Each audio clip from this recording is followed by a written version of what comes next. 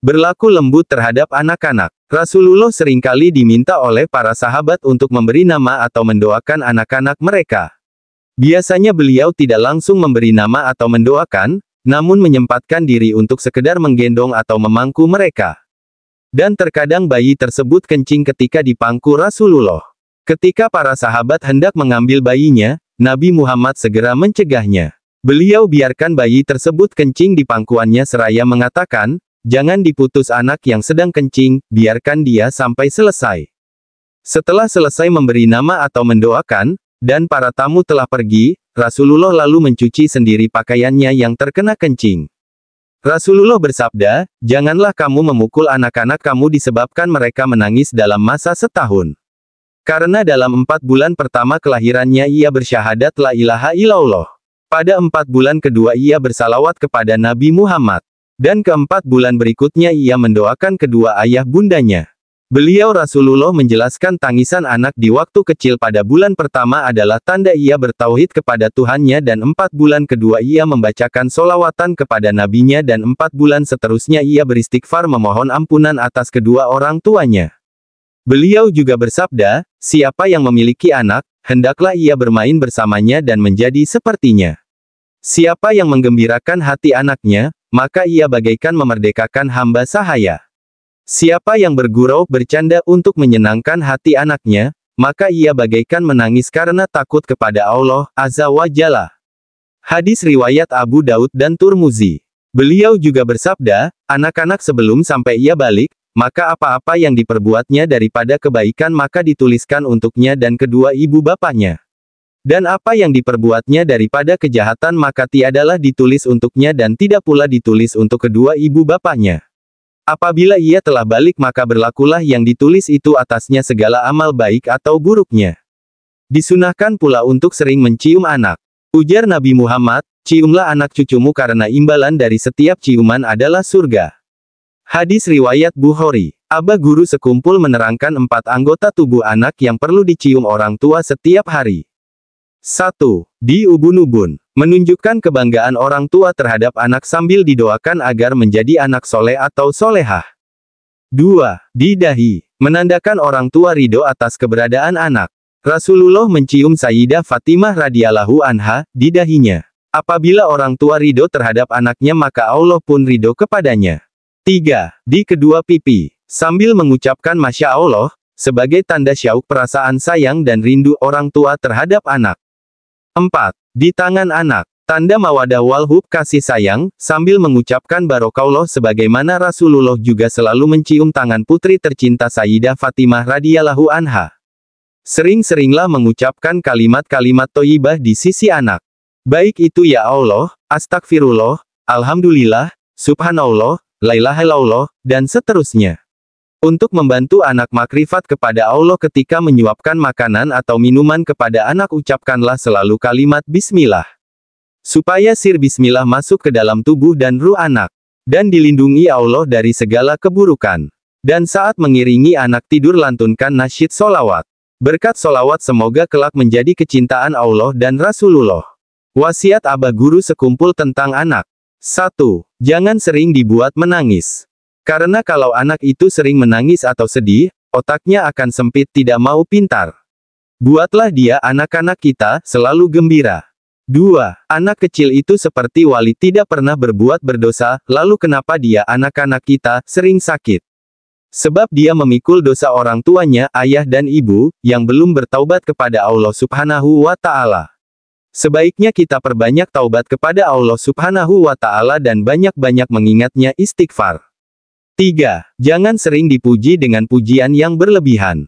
Karena kalau sering dipuji akan membuat anak kita akan menjadi sombong atau besar kepala. 4. Ingin menjadikan anak kita menjadi orang yang alim, soleh dan solehah, usahakan. 1.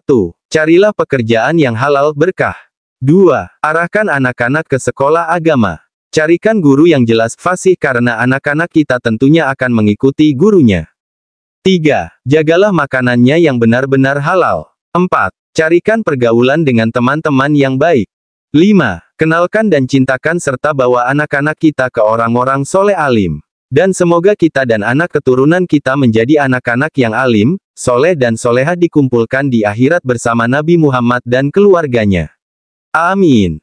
6. Kita doakan terus-menerus dengan doa yang baik-baik, mudah-mudahan jadi anak yang soleh sambil bertawasul kepada wali-wali, dengan berkat wali mudah-mudahan anakku jadi wali. Bersyukur kepada Allah dengan membaca Alhamdulillahirobbilalamin. Abah Guru Sekumpul telah banyak memberikan amalan-amalan tentang hal-hal kebaikan kepada kita semua. Nasihat hikmah Abah Guru Sekumpul cara agar memiliki anak soleh. Dalam manakibnya, Abah Guru Sekumpul memiliki wasiat dalam mendidik anak. Beliau berkata, kalau kita ingin punya anak wali, setidaknya anak kita jadi orang soleh dan berilmu serta berakhlak mulia, maka yang harus dilakukan orang tuanya adalah sebagai berikut. 1. Menjaga makanan yang halal. Sebelum istri kita hamil, hendaknya kita menjaga istri kita untuk memakan makanan yang halal agar terhindar dari makanan yang haram dan syubhat. Ini adalah modal paling utama untuk memperoleh anak yang soleh. Karena ini termasuk menjaga perut dari segala yang haram dan yang syubhat. Riba itu termasuk haram. Jadi duit yang kita belikan makanan untuk istri dan anak kita adalah duit yang halal tidak mengandung unsur riba sedikit pun. Dan yang syubhat itu maksudnya yang tidak tahu asal-usulnya apakah ini halal atau haram. Maka dari itu, kita harus menjaga makanan yang masuk ke perut istri kita cukup makanan yang halal. Jangan memberi makanan yang syubhat sekalipun, apalagi yang haram. 2. Membaca solawat ketika istri hamil. Dikala istri kita hamil 2 bulan, yang kita lakukan adalah rajin membacakan solawat sebelum tidur setiap malam sambil memegang perut istri. Hal ini kita lakukan mulai istri kita mengandung 2 bulan sampai melahirkan. Solawat apa saja dan setelah membaca solawat diakhiri dengan tawasul wali-wali. 3. Sering-sering membaca Al-Quran. Rajin-rajinlah dan sering-seringlah membaca Al-Quran di hadapan istri yang sedang hamil.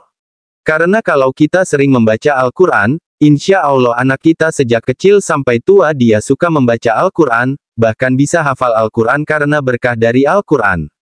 4. Sering-sering melihat foto ulama. Banyak-banyaklah melihat foto gambar para waliullah.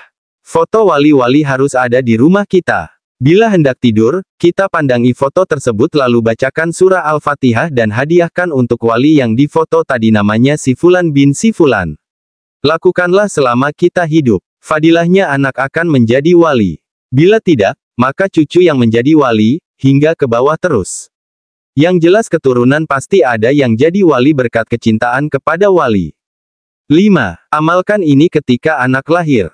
Yang kita lakukan saat anak kita terlahir yakni buka mulutnya sambil membaca, Allahumma faqihu fidin wa alimhu tawil. Ya Allah berilah ia ilmu agama yang mendalam dan ajarkanlah kepadanya ilmu tawil tafsir Al-Quran. Kemudian azankan di telinga kanan dan iqomahkan di telinga kiri. Setelah itu kita bacakan surah Al-Qadar sebanyak 7 kali dan tawasul kepada Rasulullah, umat engkau lahir, jadikanlah anak ini mendapatkan nur dari engkau wahai Rasulullah. 6. Selalu mendoakan anak yang baik-baik. Kita doakan terus-menerus dengan doa yang baik-baik sambil bertawasul kepada wali-wali. Dengan berkat wali mudah-mudahan anak tersebut jadi wali dan anak yang soleh. 7. Berilah nama anak kita dengan nama orang-orang soleh. Berilah nama yang baik pada anak kita sesuai nama-nama orang soleh. Apabila anak itu laki-laki beri ia nama permulaannya dengan awalan Muhammad atau Ahmad. Nama Muhammad adalah nama Rasulullah di bumi dan Ahmad adalah nama Rasulullah di langit. Orang yang di dalam rumahnya ada yang bernama Muhammad atau Ahmad maka rumahnya tidak akan fakir, tidak akan kelaparan. Keberkahan akan selalu mengalir ke dalam rumah tersebut berkat Rasulullah. Kemudian, teruslah bersyukur kepada Allah. Demikian wasiat Abah Guru Sekumpul agar memperoleh anak yang soleh. Semoga berkat syafaatnya Rasulullah, kita semua terkumpul bersama beliau dan bersama golongan orang yang soleh-solehah. Sumber, Manaqib Abah Guru Sekumpul. Semoga kita termasuk orang-orang yang mau mengamalkan apa yang telah diwasiatkan oleh Guru Sekumpul dan semoga anak turun kita akan menjadi anak-anak yang alim, soleh dan solehah yang kelak akan dikumpulkan di akhirat bersama Rasulullah, para ulama dan aulia. Amin amin amin ya rabbal alamin.